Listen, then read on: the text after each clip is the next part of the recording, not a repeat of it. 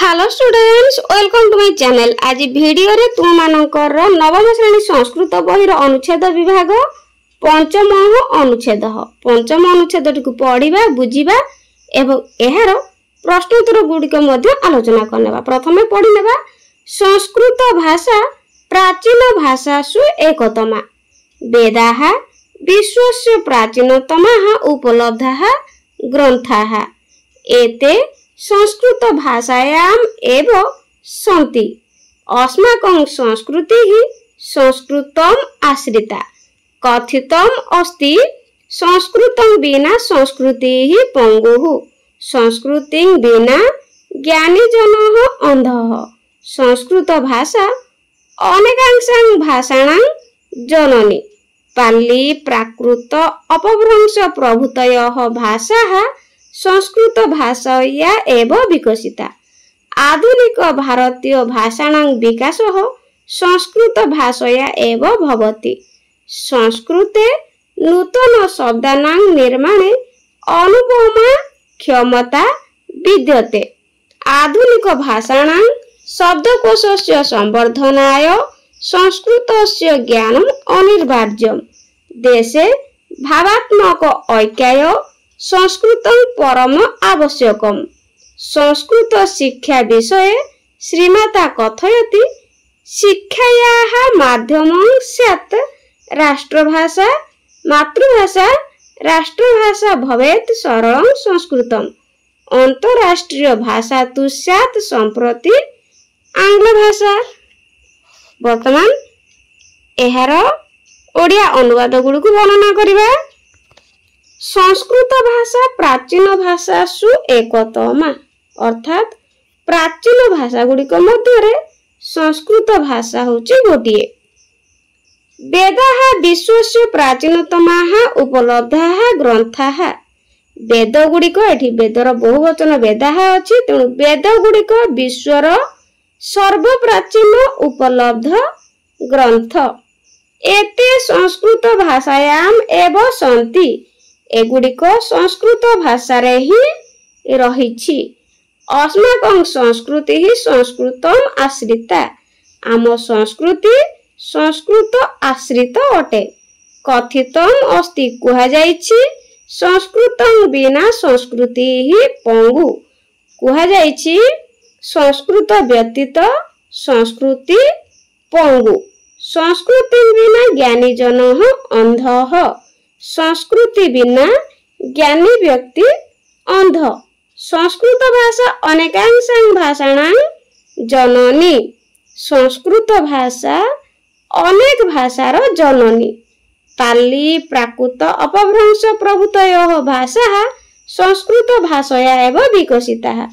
पाली प्राकृत और अपभ्रंश प्रभृति भाषा संस्कृत भाषा द्वारा विकसित होइछि। आधुनिक भारतीय भाषाणां विकासः संस्कृत भाषया एव भवति। आधुनिक भारतीय भाषा गुड़िकर विकास संस्कृत भाषा द्वारा होइथाय। संस्कृते नूतन शब्दानां निर्माणे अनुपमा क्षमता विद्यते। संस्कृत रे नूतन शब्द निर्माण रे अनुपम क्षमता रहिछि। आधुनिक भाषा गुड़िकर आधुनिक भाषाणां शब्दकोशस्य संवर्धनाय संस्कृतस्य ज्ञानम् अनिवार्यम्। आधुनिक भाषा गुड़िकर शब्दकोशर संवर्धन पाई संस्कृत ज्ञान नित्यांत आवश्यक। देशे भावात्मक ऐक्याय संस्कृतं परम आवश्यकम्। देशरे भावगत एकता निमित्त संस्कृत भाषा अति आवश्यक। संस्कृत शिक्षा विषय श्रीमाता कथयति, संस्कृत शिक्षा विषय रे श्रीमा कुहन्ति, शिक्षाया माध्यमं स्यात् मातृभाषा राष्ट्रभाषा भवेत् सरलं संस्कृतम्। शिक्षार माध्यम मातृभाषा हेबा उचित। स्यात् अर्थात उचित। मातृभाषा राष्ट्रभाषा भवेत् सरलं संस्कृतम्।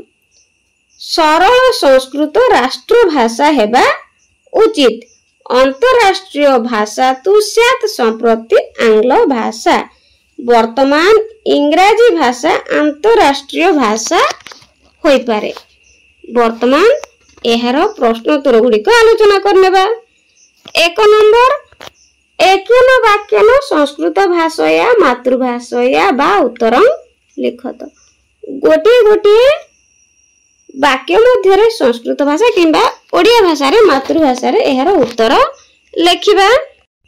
क शिक्षायाः माध्यमं किं भवेत् इति श्रीमाता कथितवती। एहार ओडिया अर्थ होची ए क्वेश्चन टी पचाछि जे पिला माने शिक्षार माध्यम कौन हेबा उचित बोली श्रीमाता कुहंती। उत्तर शिक्षार माध्यम मातृभाषा एवं राष्ट्रभाषा सरल संस्कृत हेबा उचित बोली श्रीमा कहिथिले। ख संस्कृत भाषया का भाषा विकसिता। संस्कृत भाषा द्वारा केउ भाषा सब विकसित होईची। उत्तर संस्कृत भाषा द्वारा पाली प्राकृत और अपभ्रंश एठी पिला माने लेखिबो अपभ्रंश प्रभृति भाषार विकास होईछि। ग आधुनिक भारतीय भाषाणां विकासः कया भाषया भवति। आधुनिक भारतीय भाषा मानक विकास केउ भाषा द्वारा होईछि। उत्तर आधुनिक भारतीय भाषार विकास संस्कृत भाषा द्वारा होईछि। 2 नंबर एकेन पदन संस्कृत भाषया मातृभाषा बा उत्तर लिखत। गोटे गोटे पद मध्य उत्तर देबा। क वेदाः कस्यां भाषायां सन्ति। वेद माने केउ भाषा रे अछंती।